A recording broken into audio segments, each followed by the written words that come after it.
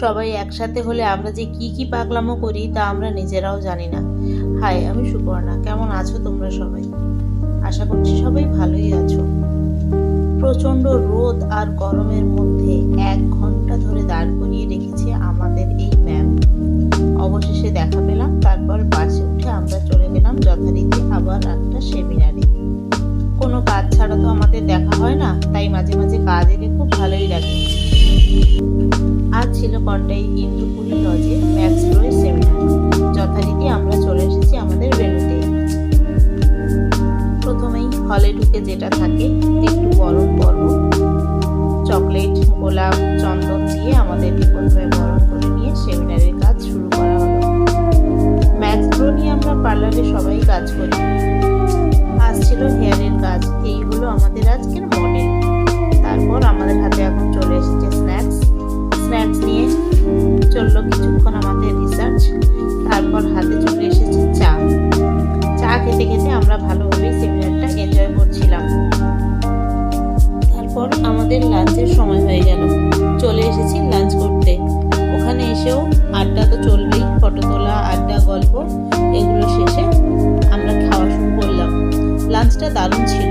গরম ভাত, আলু পোস্ত ভাজা, ডাল, ঝিঙে, চিংড়ি মাছ দিয়ে একটা তরকারি হয়েছিল। যে তরকারিটা সুদীপ্তার থালায় 2বার দিয়েছিল বলে সেটা নিয়ে আমরা একটু হাসাহাসি করলাম। তারপর এর মাঝখানে দেখি আমার থালা থেকে চুরি হয়ে গেল লঙ্কা। কি আর করা যাবে। তারপর এই চিকেন, মিষ্টি, চাটনি, পাঁপড় সবকিছু খেয়ে এবার আমরা আবার সেমিনার হলে ফেরত চলে গেলাম। তারপর ওখানে গিয়ে হাতে পেয়ে গেছি আইসক্রিম। সেটা নিয়েও খানিকক্ষণ চললো আমাদের মজা।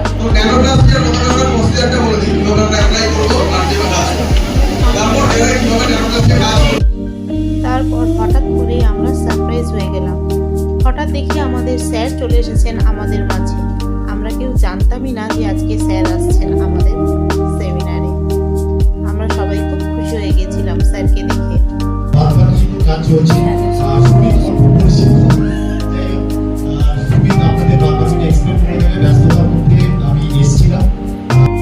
তারপর এই প্রোডাক্টগুলো ছিল কোশ্চেন অ্যান্সারের গিফট দেওয়ার জন্য, যেখানে আমিও কিন্তু একটা গিফট পেয়ে গেছিলাম।